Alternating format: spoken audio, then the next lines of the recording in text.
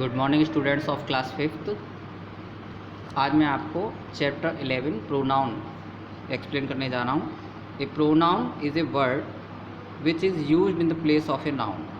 Pronoun यानी कि सर्वनाम वे शब्द होते हैं जो नाउन यानी कि संज्ञा के स्थान पर प्रयोग किया जाता है, यानी कि संज्ञा के स्थान पर प्रयोग किए गए शब्दों को हम प्रोनाउन कहते हैं, सर्वनाम कहते हैं। Now read the following sentences. अब हम ये नीचे लिखे सेंटेंसेस को पढ़ते हैं। Mr Shekhar is the principal of school. Mr Shekhar school के प्रधानाचार्य हैं। He is very polite and humble. वो बहुत ही विनम्र और अच्छे स्वभाव के हैं। There are 6 types of pronouns. 6 तरह के प्रोनाउंस होते हैं। Personal pronouns, demonstrative pronouns, interrogative pronouns, reflexive pronoun, emphasising pronouns और पॉजिटिव प्रोनाउंस। सबसे पहले पर्सनल प्रोनाउंस यानी व्यक्तिवाचक सर्वनाम। The pronouns used for person are called personal pronoun. जो ऐसे प्रोनाउन जो पर्सन्स के लिए यूज होते हैं, व्यक्तियों के लिए यूज, उनको पर्सनल प्रोनाउन कहते हैं। There are 3 persons of pronoun. Pronoun के 3 पर्सन्स होते हैं, first person, second person, third person. First person में सिंगुलर प्लूरल, सेकंड में भी सिंगुलर प्लूरल, थर्ड में भी सिंगुलर प्लूरल आते हैं। तो सिंगुलर में फर्स्ट पर्सन सिंगुलर में आई, माई, माइन, मी। से इसके प्लूरल बनते हैं आई का वी, मी माई का आवर, माइन का आवर्स, मी का अस। सेकंड पर्सन में सिंगुलर के लिए यू, योर, योर्स। यू के लिए प्लूरल योर, यू हो जाता है। योर्स के लिए योर्स हो जाता है, योर्स हो जाता है। योर्स के लिए योर्स हो जाता है।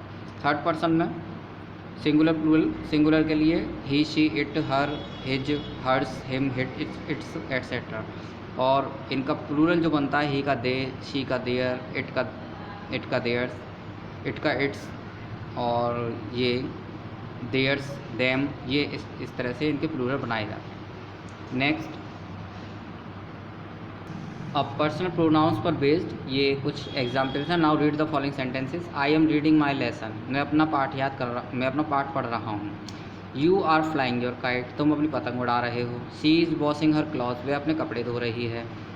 नेक्स्ट है डेमोस्ट्रेटिव प्रोनाउन। डेमोस्ट्रेटिव प्रोनाउंस के मीन संकेतवाचक सर्वनाम। The pronouns used to point out the objects are called demonstrative pronoun. ऐसे प्रोनाउंस जो किसी वस्तु की ओर इशारा करने के लिए, किसी वस्तु को संकेत करने के लिए यूज़ होते हैं, उनको संकेतवाचक सर्वनाम या फिर डेमोस्ट्रेटिव प्रोनाउंस कहते हैं। Now read the following sentences. This is a bat. यह एक बैट है, बिल्ला है, ये एक बल्ला है। तो यहाँ पर यह जो शब्द है दिस जो है वो संकेत कर रहा है बैट की ओर, इसलिए ये संकेतवाचक सर्वनाम हो गया, यानी कि demonstrative pronoun. These are grapes.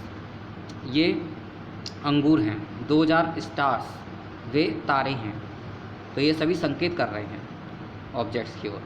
Next, interrogative pronouns. Interrogative pronouns, the pronouns used to ask a question are called interrogative pronouns. ऐसे प्रोनाउंस जो क्वेश्चन पूछने के लिए यूज़ किए जाते हैं उनको हम इंटरोगेटिव प्रोनाउंस कहते हैं।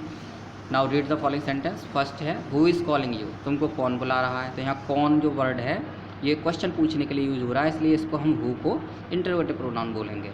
What is your name. तुम्हारा नाम क्या है। तो इसमें व्हाट जो शब्द यूज़ हो रहा है ये भी इंटरोगेटिव प्रोनाउन हो गया। Where do you go every day. तुम रोज़ाना कहाँ जाते हो, प्रतिदिन कहाँ जाते हो। तो यहाँ पर वेयर का जो प्रयोग है वो भी इंटरोगेटिव प्रोनाउन के रूप में है। Next, reflexive pronoun. The pronoun used as the receiver of the action are called pronoun. ऐसे प्रोनाउन जिनका यूज एक्शन के रिसीवर के रूप में होता है। For example, he is doing his work himself. वह अपना कार्य स्वयं कर रहा है। I am cooking my food myself. मैं अपना खाना स्वयं पका रहा हूँ। You told me yourself. You told me your self. तुमने स्वयं मुझे कल बताया था।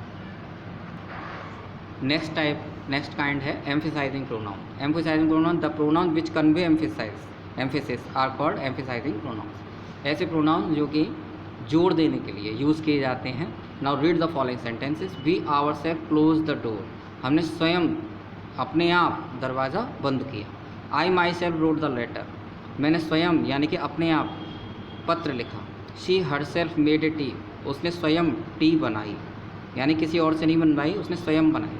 तो यहाँ पर अपने कार्य के लिए अपने द्वारा जो कार्य किया गया उस पर जोर देने के लिए हम यहाँ पर प्रोनाउन के जस्ट बाद यूज़ करते हैं एम्फेसाइजिंग प्रोनाउंस को। और जो रिफ्लेक्सिव प्रोनाउन होता है उनका यूज़ जनरली सेंटेंस के लास्ट में या वर्ब के लास्ट में होता है, वर्ब के बाद।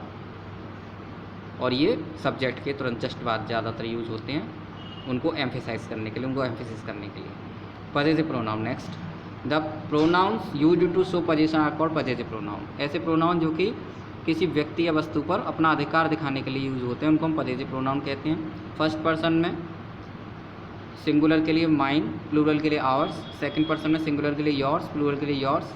थर्ड पर्सन में सिंगुलर के लिए हिज, हर्स और प्लूरल के लिए इनके लिए देयर्स आता है। For example this car is mine, ये कार मेरी है, तो ये पोजीशन दिखा रहा है इसलिए पजेसिव प्रोनाउन हो गया mine. These books are not yours, यह किताबें आपकी नहीं हैं। दीज मैंगोज आर देयर्स, ये आम उनके हैं।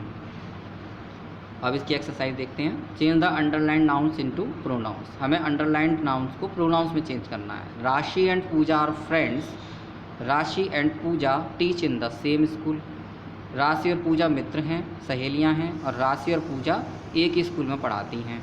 तो यहाँ पर हम राशि एंड पूजा के लिए दे लगा सकते हैं, क्योंकि राशि एंड पूजा प्लूरल हैं, उनके लिए दे का यूज़ करेंगे। तो हम इसको सेंटेंस को इस तरह से दोबारा लिखेंगे कि Rashi and Puja are friends, they teach in the same school. आप इनको इस सेंटेंस को दोबारा से लिखेंगे यहाँ पर, और दे का यूज़ करके लिखेंगे अंडरलाइन वाली जगह पर।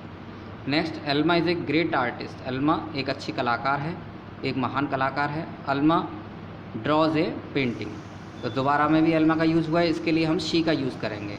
तो Elma is a great artist, she draws a painting, इसको आप दोबारा से लिखेंगे, Elma is a great artist और सी ड्रॉज ए पेंटिंग, तब ये सेंटेंस नीचे पूरा होगा लिखकर। Next sentence number 3, Rashmi and Dinesh are sister and brother, Rashmi और दिनेश बहन और भाई हैं। Rashmi and Dinesh live in Delhi, Rashmi और दिनेश दिल्ली में रहते हैं। तो दोबारा में जो रश्मि और दिनेश आया, रिपीट हुआ है, तो हम इसकी जगह पे दे का यूज़ करेंगे और इस सेंटेंस को हम दोबारा से लिखेंगे यहाँ कि Rashmi and Dinesh are sister and brother, they live in Delhi, इस तरह से पूरा लिखेंगे दोबारा। Kaushal and Danny are the sportsman, Kaushal और डैनी स्पोर्ट्समैन हैं। Kaushal and Danny won so many medals, Kaushal and Danny ने बहुत सारे मेडल्स जीते हैं।